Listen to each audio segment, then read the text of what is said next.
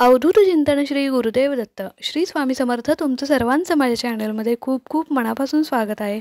सर्वांना आजचा दिवस शुभ जाओ, स्वामी कृपेने तुमच्या सगळ्या इच्छा पूर्ण हो ही महाराजांच्या चरणी प्रार्थना करते आणि आजच्या व्हिडिओला सुरुवात करते।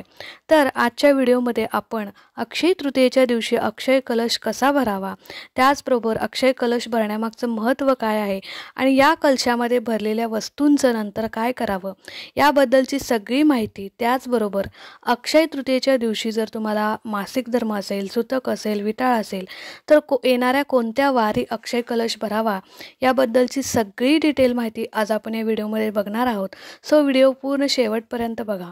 आपल्या हिंदू धर्मामध्ये अक्षय तृतीयेला अनन्यसाधारण महत्त्व आहे। 3.5 मुहूर्तांपैकी एक शुभ मुहूर्त म्हणून अक्षय तृतीया सण आपण साजरा करत असतो। तर अक्षय म्हणजे काय हो, तर जिचा कधीही क्षय होत नाही, जिचा कधीही नाश होत नाही, तिला अक्षय असं म्हटलं जातं। म्हणून बरेच लोक या दिवशी सोनं चांदी खरेदी करतात, कोणी नवीन काम चालू करतं, तर कोणी नवीन वस्तू खरेदी करतात, कोणी गाडी, कोणी घर, कोणी जमीन खरेदी करतं। तर या सगळ्या गोष्टी खरेदी करण्यामागचं महत्त्वच असं आहे की या दिवशी खरेदी केलेली वस्तू किंवा एखादं नवीन चालू केलेलं काम त्याचा कधीही क्षय होत नाही किंवा ती वस्तू कधीही आपल्याकडून मोडली जात नाही असं म्हटलं जातं। अक्षय तृतीयेच्या दिवशी आपल्या घरातील नकारात्मकता, वाईट दोष दूर होऊन आपल्या घरामध्ये सकारात्मक ऊर्जा नांदावी, माता लक्ष्मीचं आपल्या घरी आगमन व्हावं, आलेली लक्ष्मी पैसा घरामध्ये स्थिर राहावा यासाठी आपण भगवान विष्णू आणि माता लक्ष्मीची पूजा करत असतो आणि अनेक सेवा उपाय करत असतो। तर त्याच उपायांपैकी आपल्याला हा उपाय करायचा आहे। असा हा अक्षय कलश आपल्याला अक्षय तृतीयेच्या दिवशी भरायचा आहे। बघा, हा उपाय जर तुम्ही कराल तर नक्कीच तुमच्या घरामध्ये माता लक्ष्मीचं अखंड वास्तव्य राहील। तर तुम्हाला काय करायचं आहे, तर अक्षय तृतीयेच्या दिवशी पहिल्यांदा सकाळी लवकर उठायचं आहे, स्नान वगैरे करायचं आहे, एका बादलीमध्ये थोडंसं पाणी घ्यायचं, त्यामध्ये हळद टाकायची आणि ते हळद मिश्रित जे पाणी आहे ते आपल्या दारामध्ये शिंपडायचं। असं केल्याने काय होईल, तर बघा, माता लक्ष्मीला हळद खूप प्रिय आहे आणि त्यामुळे ती आपल्या घराकडे आकर्षित होईल। यानंतर आपल्याला भगवान विष्णू आणि माता लक्ष्मीची विधिवत पूजा करायची आहे। माता लक्ष्मीची जर तुमच्याकडे मूर्ती असेल तर मूर्तीवरती अभिषेक करायचा आहे। अभिषेक केल्यानंतर हळद, कुंकू, अक्षता अर्पण करायच्या, फुलं अर्पण करायची, गोडाचा नैवेद्य दाखवायचा आणि त्यानंतर भगवान विष्णूंची सुद्धा आपल्याला सेवा करायची आहे। बघा, भगवान विष्णूंची मूर्ती सहसा कुणाकडे नसते, पण जर तुमच्याकडे बाळकृष्णाची मूर्ती असेल तर तुम्ही तिच्यावरती अभिषेक करू शकता आणि त्याची विधिवत पूजा करून घेऊ शकता। माता लक्ष्मी त्याच घरात स्थिर राहते, त्याच घरात अखंड वास्तव्य करते जिथे भगवान विष्णूंची सुद्धा पूजा होते। म्हणून आपल्याला माता लक्ष्मीसोबत या दिवशी भगवान विष्णूंची सुद्धा पूजा करायची आहे। तर आता आपण अक्षय आणि हे सगळं करून झाल्यानंतरच आपल्याला अक्षय कलश भरायचा आहे। तर चला आता अक्षय कलश कसा भरावा किंवा पूजा कशी करावी ते आपण बघूया। तर हा अक्षय कलश जो आहे तो आपल्याला आपल्या देवघरापुढेच मांडायचा आहे। तर बघा, इथे मी एक छोटासा पाट घेतलेला आहे। जर तुमच्याकडे पाट असेल तर तुम्ही पाट घेऊ शकता, चौरंग असेल तर चौरंग घेऊ शकता। आता या पाटावरती मी एक कापड अंतरलेलं आहे आणि बघा, आपण कोणतीही सेवा करू किंवा कोणतीही पूजा करू, कोणताही उपाय करू, तो आपण अग्निदेवतेच्या साक्षीने करायचा असतो। तर इथे मी 2 समया घेतलेल्या आहेत आणि त्या समया मी आता प्रज्वलित करून घेत आहे। तर ही सेवा करत असताना किंवा कोणताही उपाय करत असताना आपल्या मनामध्ये भक्ती पाहिजे, श्रद्धा पाहिजे, तरच केलेली सेवा किंवा केलेला उपाय जो आहे त्याचे फळ आपल्याला मिळत असते। तर आता इथे मी 5 पिंपळाची पानं घेतलेली आहेत। बघा, तुमच्याकडे जर पिंपळाची पानं नसतील, तुम्हाला मिळाली नाही, तर तुम्ही विड्याची पानंसुद्धा घेऊ शकता। असं काही नाही की पिंपळाचीच पानं हवीत, तर तुम्ही विड्याची पानं घेऊ शकता, पिंपळाची पानं घेऊ शकता।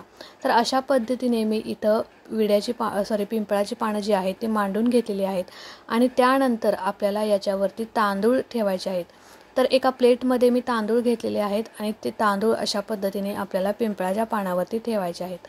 त्यानंतर या तांदळावरती आपल्याला हळद, कुंकू अर्पण करून घ्यायचं आहे।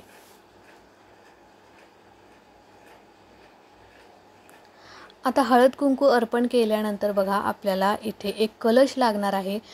तुमच्याकडे जो कोणताही कलश असेल, तांब्याचा असू दे, पितळेचा असू दे, कोणताही कलश तुमच्याकडे असेल तर तो तुम्ही स्वच्छ करून स्वच्छ धुवून घ्यायचा आहे आणि त्या कलशावरती आपल्याला एक स्वस्तिक, हळदी कुंकवाचं जे स्वस्तिक काढून घ्यायचं आहे। तर आता बघा, इथे मी स्वस्तिक काढून घेते आणि मग तुम्हाला दाखवते। तर या कलशावरती हळदी कुंकवाचं स्वस्तिक मी काढून घेतलेलं आहे आणि आता या कलशामध्ये आपल्याला काही वस्तू भरायच्या आहेत। तर बघा, हा उपाय आपण करत आहोत तो फक्त माता लक्ष्मीला प्रसन्न करून घेण्यासाठी, आपल्या घरातील नकारात्मकता, वाईट दोष दूर होऊन घरामध्ये सकारात्मक ऊर्जा निर्माण होण्यासाठी, त्याचबरोबर घरात आलेली लक्ष्मी, पैसा स्थिर राहण्यासाठी आपण ही सेवा किंवा उपाय करत आहोत। तर या कलशामध्ये माता लक्ष्मीला ज्या वस्तू प्रिय आहेत त्या वस्तू आपण या कलशामध्ये भरायच्या आहेत। तर मीठ, पहिल्यांदा आपल्याला खडं मीठ जे आहे ते लक्ष्मीकारक मानलं जातं। दर पौर्णिमेला किंवा दर अमावस्येला आपण मिठाचे अनेक उपाय करत असतो। तर पहिल्यांदा आपल्याला यामध्ये खडं मीठ घालून घ्यायचं आहे। जर तुमच्याकडे खडं मीठ असेल तर खडं मीठ घाला, नसेल तर साधं मीठ घातलं तरी चालेल। त्यानंतरची माता लक्ष्मीची आवडती वस्तू म्हणजे वेलदोडे। बघा, वेलदोडेसुद्धा माता लक्ष्मीला अतिशय प्रिय आहेत। तर तुम्ही 11, 7, 21 किंवा 5 या शुभ अंकांनी मेजून तुम्हाला 11 वेलदोडे यामध्ये घालायचे आहेत। तर इथं मी 11 वेलदोडे घातलेले आहेत। त्यानंतर दुसरी गोष्ट म्हणजे माता लक्ष्मीला अतिशय प्रिय असणारी ती म्हणजे लवंग। बघा, इथे सुद्धा मी 11 लवंगा घेतल्या आहेत। पण लवंगा घेताना तुम्हाला एक काळजी घ्यायची आहे, ती लवंग जी आहे ती कुठेही तुटली नसलेली पाहिजे, मोडली नसलेली पाहिजे, किंवा जे लवंगाचं जे फूल असतं बघा, ते पूर्ण फूल असलेली लवंग आपल्याला घ्यायची आहे। तर कुठेही तुटलेली फुटलेली लवंग आपल्याला घ्यायची नाही आहे। तर अशा प्रकारे 11 लवंगा मी इथे घेतलेल्या आहेत आणि त्यासुद्धा मी या कलशामध्ये भरणार आहे आणि त्यांची विधिवत पूजा आपल्याला करायची आहे। बघा, या सगळ्या वस्तू आपण यामध्ये भरलेल्या आहेत आणि त्यानंतर मी त्याच्यावरती हळद आणि कुंकू अर्पण करत आहे।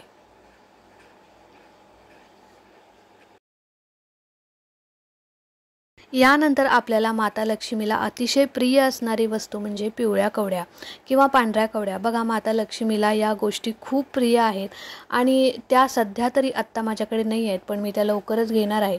जर तुमच्याकडे पिवळ्या कवड्या असतील तर 5, 7 किंवा 11 या शुभ अंकांनी मेजून तुम्ही यामध्ये भरायचे आहेत। त्यानंतर माता लक्ष्मीची आवडती दुसरी वस्तू म्हणजे केसर। तर या कलशामध्ये तुम्ही केसर सुद्धा घालू शकता। आता या सगळ्या वस्तू घालून झाल्यानंतर आपल्याला काही नाणी या कलशामध्ये भरायची आहेत। तर आता 1 रुपयाची 11 नाणी, 2 रुपयाची 11 नाणी किंवा 5, 7, 11, 21 अशा शुभ अंकानी नाणी आपल्याला घ्यायची आहेत। तर इथे मी 7 नाणी घेतलेली आहेत आणि ती नाणीसुद्धा मी या कलशामध्ये भरत आहे आणि त्याची सुद्धा आपण पूजा करून घेतलेली आहे। आता त्यानंतर आपल्याला काही नोटा घ्यायच्या आहेत। आता तुमच्या यथाशक्तीनुसार तुम्ही कितीही नोटा घेऊ शकता।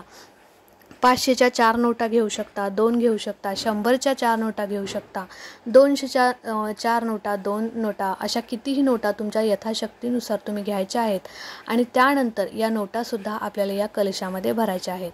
आता हे सगळं भरून झाल्यानंतर आपल्याला या सगळ्याची विधिवत पूजा करायची आहे।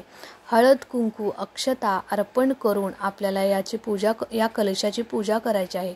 बघा, हा अक्षय कलश जो आहे तो वर्षातून एकदाच करता येणारा हा उपाय आहे आणि हा उपाय जर आपण करू तर याचा 100% फळ आपल्याला मिळत असतं।